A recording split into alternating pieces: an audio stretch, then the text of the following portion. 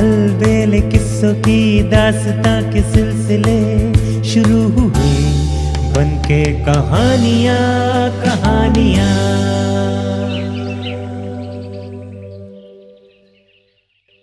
एक राजकुमारी और भयावह दैत्य। सैकड़ों साल पहले यूनान में एक राजा राज्य किया करता था। उसकी 3 राजकुमारियां थीं। उनमें से 2 का विवाह अन्य प्रदेशों के राजकुमारों से हो चुका था। तीसरी राजकुमारी, जिसका नाम बैले था, वो दिखने में बहुत सुंदर थी। राजकुमारी के सौंदर्य के सभी प्रशंसक थे। वो बहुत सरल स्वभाव की थी। कई प्रदेशों के राजकुमार उससे विवाह करना चाहते थे। अभी इस विषय पर कुछ विचार होता कि राजा के शत्रु देश ने उन पर आक्रमण कर दिया और युद्ध में राजा न सिर्फ पराजित हुआ, बल्कि शत्रुओं ने उन्हें कैद करके कारागार में बंद कर दिया। पूरे राज्य में शत्रुओं का कब्जा हो गया और राजकुमारी बैले को अपनी जान बचाकर वहां से भागना पड़ा। राजकुमारी ने न सिर्फ मित्र राज्यों बल्कि अन्य कई राज्यों से मदद एवं सुरक्षा की गुहार लगाई, परंतु किसी ने भी उसकी मदद नहीं की। उन्हीं दिनों दक्षिण में अविचल नाम का एक बहुत ही शक्तिशाली राज्य हुआ करता था, जिस पर एक दैत्य राज किया करता था। वो दैत्य इतना शक्तिशाली था कि किसी अन्य राज्य की क्षमता नहीं थी कि उससे शत्रुता मोल ले सके। वो दैत्य जितना शक्तिशाली था, उतना ही दिखने में भयावह और क्रूर था। तत्पश्चात अंत में विवश होकर राजकुमारी ने अविचल देश के राजा से सुरक्षा एवं शरण मांगी। दैत्य को राजकुमारी की परिस्थिति पर दया आ गई और उसने राजकुमारी को अपने राज्य में शरण दे दी। दैत्य ने राजकुमारी के रहने की व्यवस्था का सारा प्रबंध राजमहल के अतिथि गृह में करवा दिया। राजकुमारी स्वयं को अपने परिवार से दूर उस दैत्य के महल में बहुत अकेला महसूस कर रही थी। वो सदा अकेले में अपनों को याद करके रोती रहती थी। उसने स्वयं को कमरे में बंद कर दिया था, परंतु फिर भी वो दैत्य उसका और उसकी आवश्यकताओं का विशेष ख्याल रखता था। राजकुमारी के कक्ष में उसकी सुख सुविधा की सभी वस्तुएं उपलब्ध थीं। उसने राजकुमारी की सेवा के लिए सभी प्रकार के दास दासियों की नियुक्ति भी कर रखी थी, लेकिन कोई भी सुख सुविधा राजकुमारी के चेहरे की उदासी नहीं हटा पा रहा था, क्योंकि वो अपने घर जाकर अपनों से मिलना चाहती थी और अपनी और अन्य बहनों की तरह सुखी वैवाहिक जीवन में संपन्नता से रहना चाहती थी। एक बार राजकुमारी बहुत बीमार पड़ गई। जब दैत्य को उसके सेवकों ने इस बात की सूचना दी, तो वो सब काम छोड़कर राजकुमारी के पास आया। उसने बिना किसी प्रलोभन के राज्य के भिन्न भिन्न उच्च कोटि के वैद्यों से उसका इलाज करवाया। उसके स्वस्थ होने तक उसकी सेवा में विशेष दास दासियों को भी नियुक्त कर दिया। शायद वो मन ही मन राजकुमारी को चाहने लगा था। राजकुमारी भी उसके इस व्यवहार से प्रभावित हो रही थी। राजकुमारी ने सोचा कि क्यों न इस दैत्य से अपने राज्य और पिता को भी मुक्त कराने के लिए मदद मांगी जाए। उसने ऐसा ही किया और उस दैत्य से इस कार्य हेतु मदद करने का आग्रह किया। दैत्य ने सोच विचार करने के पश्चात राजकुमारी से कहा कि भविष्य में उचित समय आने पर इस पर विचार किया जाएगा।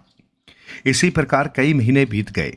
दैत्य के हृदय में राजकुमारी के प्रति दिन प्रतिदिन लगाव बढ़ता जा रहा था और अब वो दैत्य राजकुमारी को सच में प्रेम करने लगा था और उससे विवाह करने के सपने भी सजाने लगा था।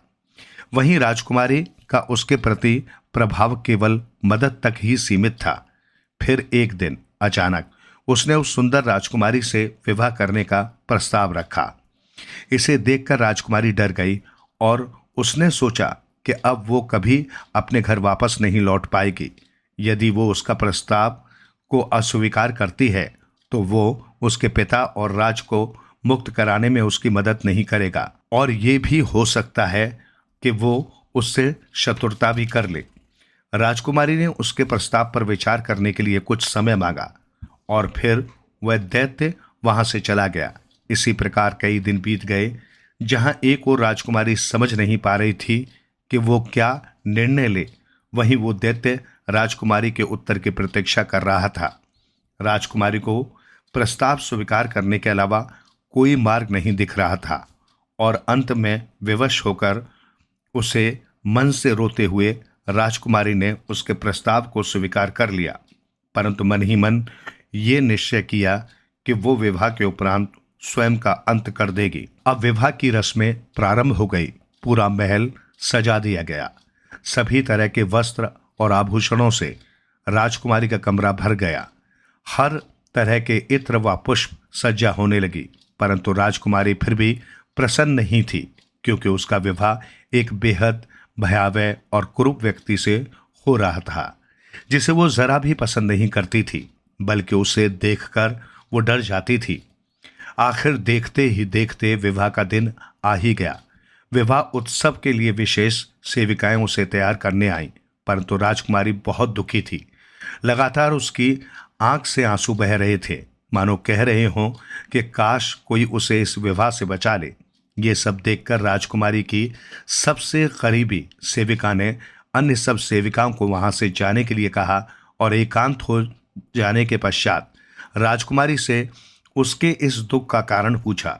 राजकुमारी ने कहा कि वो इस दैत्य से प्रेम नहीं करती है और विवाह नहीं करना चाहती है। सेविका ने कहा, परंतु विवाह का प्रस्ताव तो आपने स्वयं ही स्वीकार किया था। तब राजकुमारी ने उसके यहाँ आकर शरण मांगने और इस कुरूप व भयावह प्राणी के पास रहने व उससे विवाह करने की व्यवस्था का सारा वृत्तांत सुनाया, परंतु वो ये नहीं जानती थी कि उसकी ये सारी बातें वो दैत्य सुन रहा था। राजकुमारी की बातों से उस दैत्य को बहुत पीड़ा हुई और उसने बिना कुछ कहे वहां से चले जाने का निश्चय किया। एक तरफ राजकुमारी नहीं जानती थी कि दैत्य सब कुछ जान चुका है और उधर दैत्य ये निर्णय ले चुका था कि वो राजकुमारी की सभी इच्छाओं को पूरा करेगा। उसने सबसे पहले राजकुमारी को उसके पिता और परिवार के अन्य सदस्यों से मिलाने के लिए कार्य प्रारंभ कर दिया। उसने अपनी सेना भेजकर राजकुमारी के पिता को न सिर्फ बंदी गृह से मुक्त कराया, अपितु अपने राज्य से सुरक्षा देकर पुनः राजा बनाया एवं उनका राज्य स्थापित किया। वो ये जानकर दुखी था कि राजकुमारी उससे विवाह नहीं करना चाहती, परंतु उसने राजकुमारी को भी शरण मुक्त किया और उसे उसके राज्य वापस भेजने की व्यवस्था भी करवा दी। जब राजकुमारी को इन सब बातों का पता चला, जो उसने कभी सोचा नहीं था कि इस भयावह व कुरूप दिखने वाले दैत्य का हृदय इतना सच्चा और साफ होगा, राजकुमारी ने वहां से प्रस्थान करने से पूर्व उससे मिलने की इच्छा व्यक्त की। जब ये सूचना दैत्य को मिली तो वो उसकी इच्छा अनुसार उससे मिलने आया, पर अब कहानी बदल चुकी थी।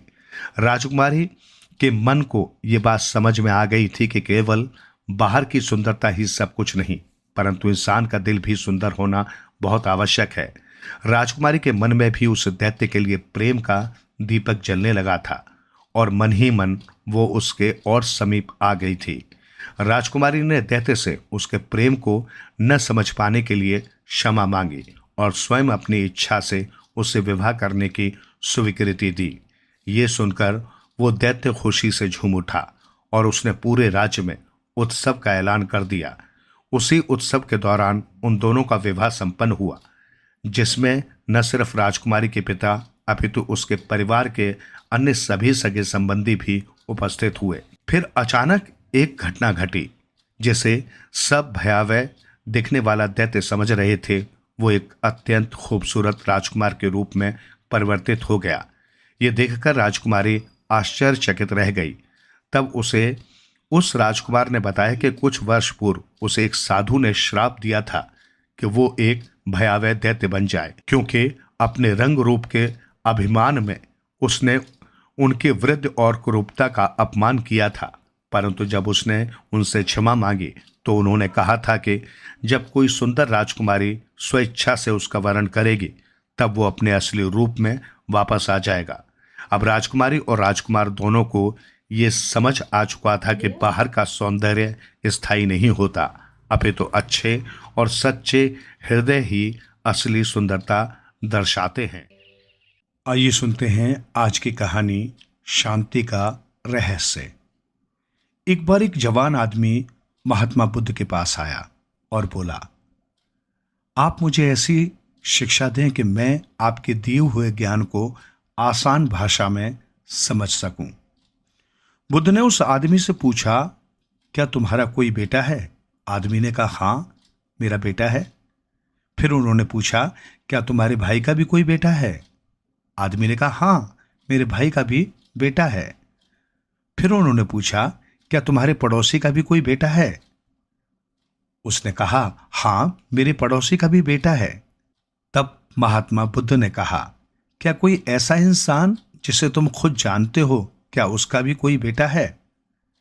उसने कहा, हाँ, उसका भी बेटा है।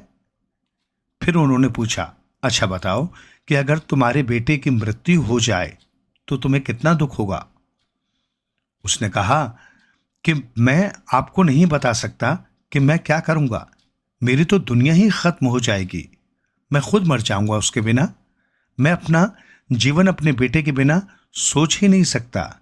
तब महात्मा बुद्ध ने आगे पूछा, अगर तुम्हारे भाई के बेटे की मृत्यु हो जाए तो तुम्हें कितना दुख होगा? उसने कहा, मुझे बहुत दुख होगा, लेकिन उतना नहीं जितना मुझे मेरे बेटे के मरने पर होगा। तब उन्होंने आगे फिर पूछा कि अगर तुम्हारे पड़ोसी के बेटे की मृत्यु हो जाए तब तुम्हें कितना दुख होगा? उसने कहा, मुझे तब भी दुख होगा, हाँ, लेकिन मेरे भाई के बेटे की मृत्यु से कम होगा।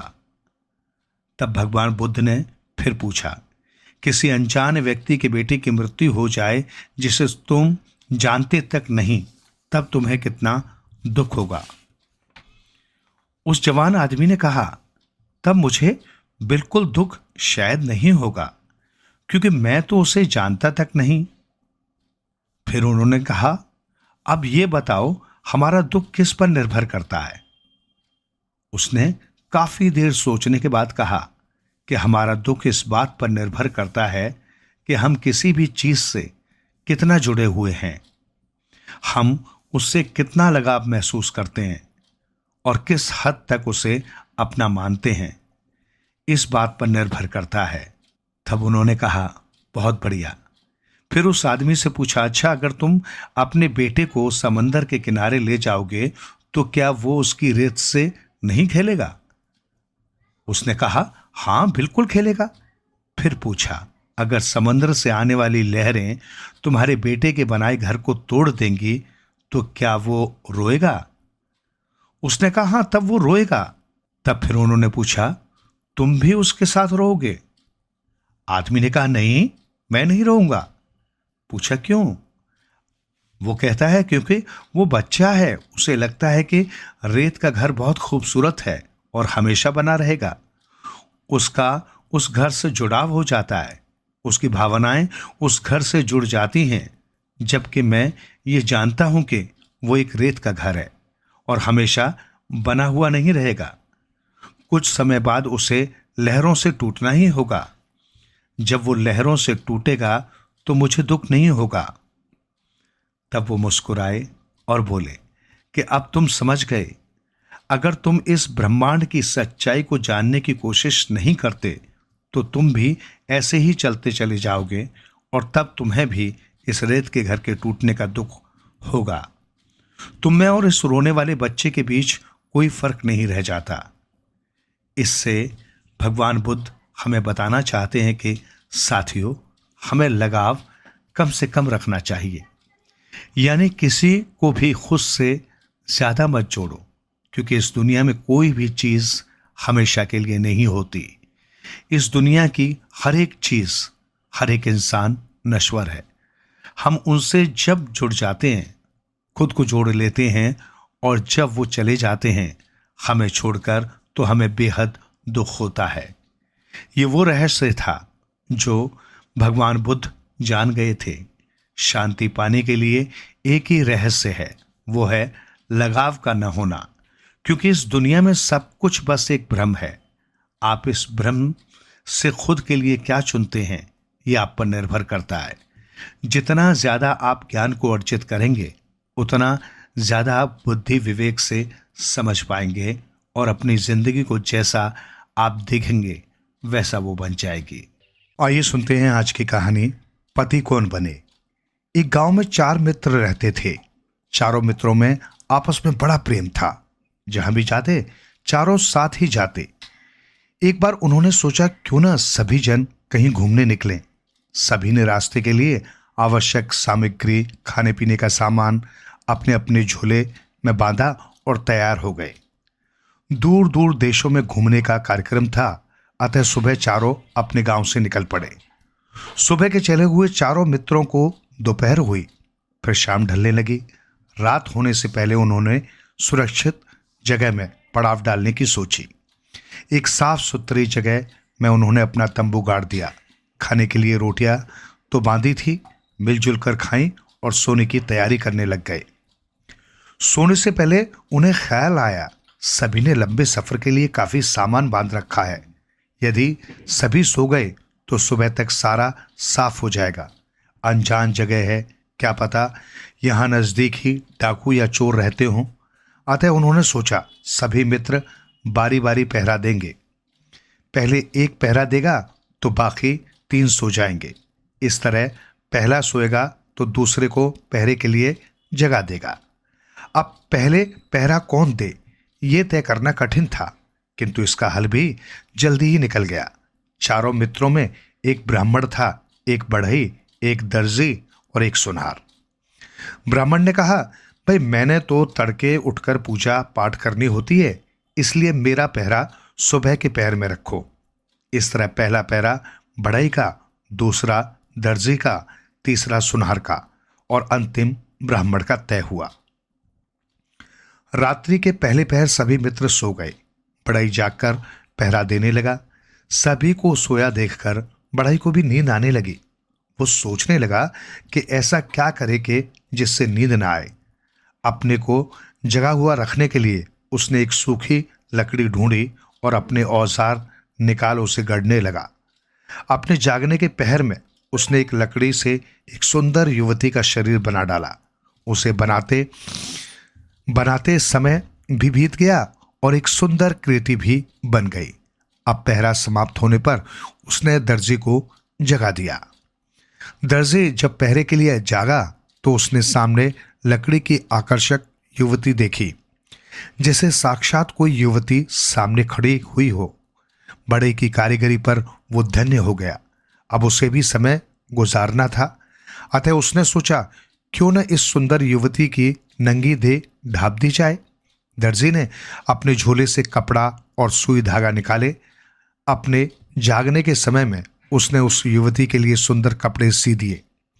कपड़े पहनाते पहनाते उसका समय भी बीत गया और वो युवती भी जच गई। जब सुनार अपनी बारी में उठा तो सामने एक सुंदर युवती को पाकर हैरान रह गया, जैसे जीती जागती सुंदर औरत सामने खड़ी हो। उसने दोनों की कारीगरी की प्रशंसा की और वो खुद भी कुछ कर दिखाने की सोचा। झट से उसने अपने झोले से सोना, चांदी, मोती निकाले और गहने बनाने में लग गया। अपने सोने से पहले उसने युवती के नाक में नथ, माथे में मांग टीका, गले में हार, हाथों में कंगन सजा दिए। मूर्ति अब हार श्रृंगार किए एक जीती जागती दुल्हन लग रही थी। ब्राह्मण अपने पूजा पाठ के समय से उठ खड़ा हुआ। उठते ही सामने एक अद्वितीय सुंदर स्त्री को देख हैरान रह गया। अनुपम सौंदर्य, उस पर आकर्षक परिधान, फिर हार श्रृंगार। आगे जाकर देखा तो ये एक निर्जीव मूर्ति थी। ब्राह्मण ने स्नान, ध्यान, पाठ किया और उस मूर्ति में प्राण फूंक दिए। ब्राह्मण के पूजा पाठ और विद्या से प्राणवान होने पर वो युवती सजीव हो गई। इतने में सुबह हो गई। तीनों मित्र भी जग गए। जब तीनों उठे तो सामने एक सुंदरी को देखा। कहा जाता है जर, जोरू और जमीन, ये तीनों लड़ाई की जड़ रही हैं। वे चारों मित्र उस सुंदर युवती के लिए आपस में झगड़ा करने लगे। बढ़ई कहे मैंने इसे बनाया है, दर्जी कहे मैंने इसका तन ढापा है, सुनार बोले मैंने इसे सजाया है, ब्राह्मण कहे मैंने तो जान डाली है। सभी उस युवती को पत्नी बनाने के लिए ललचाने लगे। आखिर ब्राह्मण का ख्याल छोड़ चारों राजा के पास पहुंचे। राजा ने अपना न्याय सुनाया। बढ़ई ने इसे बनाया, पैदा किया, इसलिए वो इसका पति नहीं हो सकता। बढ़ई तो पिता की तरह है। दर्जी ने इसका तन ढापा है, वो भाई की तरह है। ब्राह्मण ने जीवन दान दिया है, वो ब्रह्मा के समान है। सुनार ने इसके नाक में नथ डाली, गहने पहनाए, इसलिए वही इसका पति हो सकता है।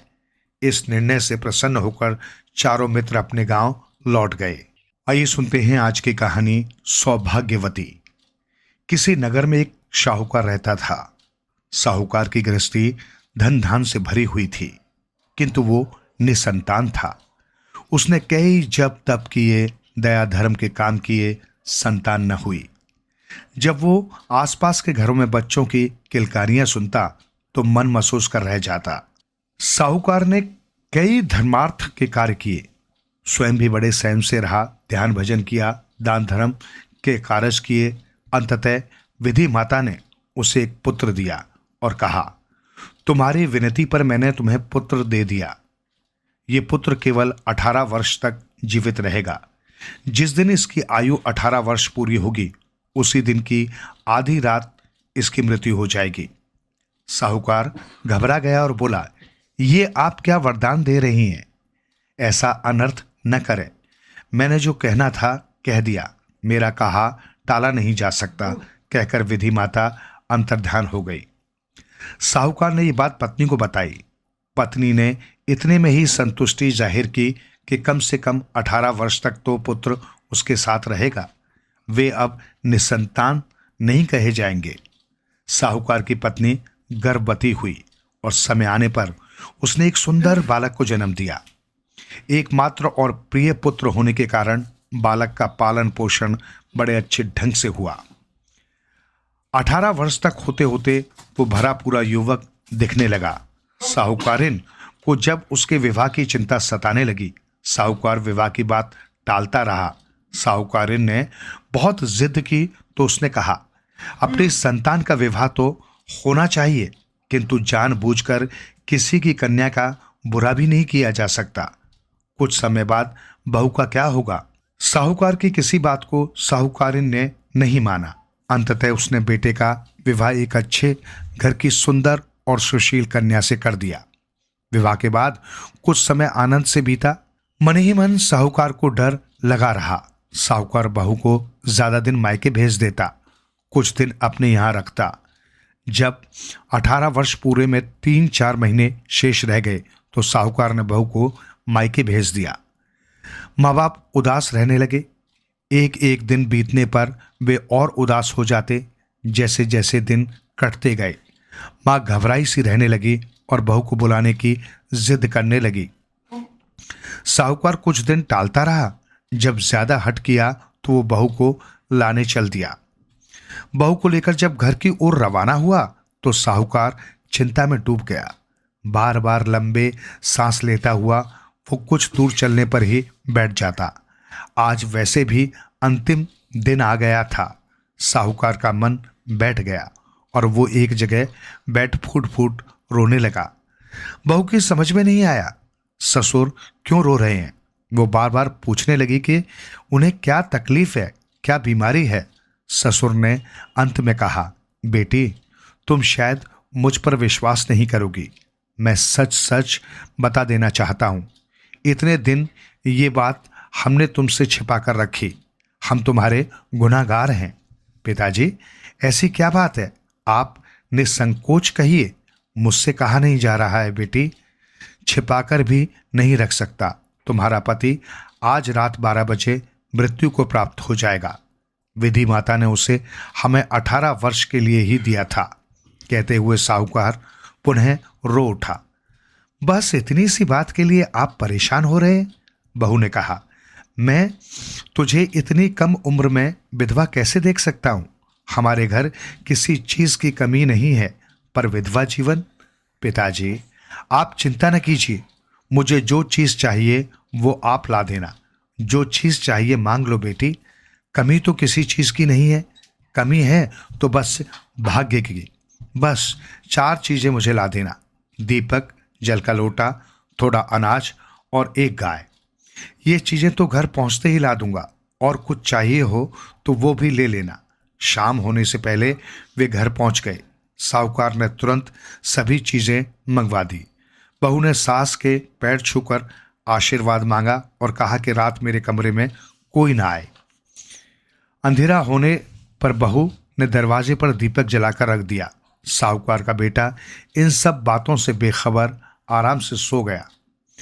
रात के पहले पहर विधि माता के भेजे 2 दूत दरवाजे पर आए। ज्यों ही वे भीतर आने लगे, दीपक ने उन्हें रोक लिया। दीपक ने कहा, यहां मेरा पहरा है, कोई भी भीतर नहीं जा सकता। यदि किसी ने नहीं मानी तो मैं चारों ओर आग लगा दूंगा। इस आग में तुम लोग भी जल जाओगे। दूत डर के मारे वापस चले गए। विधि माता ने अब 4 दूत भेज दिए। अब बहू ने दरवाजे में जल से भरा लोटा रख दिया। जो ही 4 दूत भीतर आने लगे, जल ने उन्हें रोक लिया। यदि किसी ने भीतर जाने की हिम्मत की तो मैं एकदम छिप जाऊंगा और सभी लोग प्यासे मर जाएंगे। जल ने कहा। चारों दूत वापस गए। अब बहू ने दरवाजे में अनाज रख दिया। विधि माता ने अब 8 दूत भेजे। अनाज ने उन्हें भीतर नहीं आने दिया। उनके वापस जाने पर विधि माता ने 16 दूत भेजे। बहू ने अब दरवाजे में गाय खड़ी कर दी। गाय ने उन सभी को भगा दिया। इस तरह रात्रि के चारों पहर बीत गए। जब सभी दूत वापस आ गए तो विधि माता के क्रोध का ठिकाना न रहा। उसने दूतों को खूब डांट फटकार सुनाई और स्वयं उठकर साहूकार के घर पहुंची। दहलीज लांग जैसे ही विधि माता भीतर आई, बहू ने झुककर उसके पैर छू लिए। विधि माता के मुंह से निकला, सौभाग्यवती रहो। बहू ने कहा, आप मेरे पति को ले जा सकती हैं, किंतु मुझे अभी अभी आपने सुहागिन रहने का आशीर्वाद दिया है। इनके बिना मैं सुहागिन कैसे रहूंगी। विधि माता को अब पता चला कि उससे क्या भूल हुई है। साथ ही वो बहू की कुशलता पर प्रसन्न भी हुई। विधि माता ने आशीर्वाद दिया, तुम सदा सुहागिन रहोगी। ये कहकर विधि माता अंतर्ध्यान हो गई। साहूकार तथा उसकी पत्नी ने जब सुबह बेटे को जीवित पाया तो वे बहुत प्रसन्न हुए। आइए सुनते हैं आज की कहानी, 7वां राजकुमार और बंदर। एक राजा के 7 पुत्र थे। वे सभी विवाह योग्य हो गए। राजा चाहता था 7 पुत्रों का विवाह एक ही घर हो। एक अन्य राजा के घर भी 7 पुत्रियां थी। उस राजा का भी ये विचार था कि सभी बहनें एक ही घर ब्याही जाए। राजा ने ब्राह्मण और नाई बुलवाए तो सभी राजकुमारों के लिए योग्य कन्याएं ढूंढने के लिए कहा। ब्राह्मण और नाई राजा से खर्चा पानी लेकर चल दिए। जब वे तीसरे राज्य में पहुंचे तो उन्हें पता चला कि इस राजा की भी 7 राजकुमारियां हैं और वो भी एक ही घर में विवाह करना चाहता है। ब्राह्मण और नाई ने राजा से बात की। वो मान गया और कुड़माई पक्की हो गई। लगन पत्री देखी गई और बात पक्की हो गई। आते आते विवाह का दिन भी आ गया। 7 भाइयों की बारात तैयार हुई। इनमें से सबसे छोटे भाई ने कहा, भाई राजपाट अकेला नहीं छोड़ना चाहिए। मैं यहाँ पीछे रह जाता हूँ, क्योंकि राजा भी बारात में जाएंगे। कोई पीछे लूट मचा दे तो शर्म की बात होगी। विचार विमर्श के बाद 7वां भाई वहीं रुक गया। 6 भाइयों की बारात चली। बारात को एक जगह रात पड़ गई। वहां डेरा डाला गया। वहां वासुकी नाग आ गया। नाग ने राजा से कहा कि मैं कुछ मांगना चाहता हूं, मुझे वचन दे। राजा ने वचन दे दिया। वासुकी नाग ने कहा, बारात में 7वीं पालकी खाली चली है। इस पालकी की राजकुमारी मुझे दे देना। राजा ने वचन दिया था, मानना पड़ा। दूसरे दिन बारात पहुंची। लगनवेदी सब कुछ हुआ और तीसरे दिन बारात वापस लौटी। 7वीं बहन नाग ने ले ली। 6 महलों में आई। बेचारा 7वां भाई पालकी का इंतजार ही करता रह गया।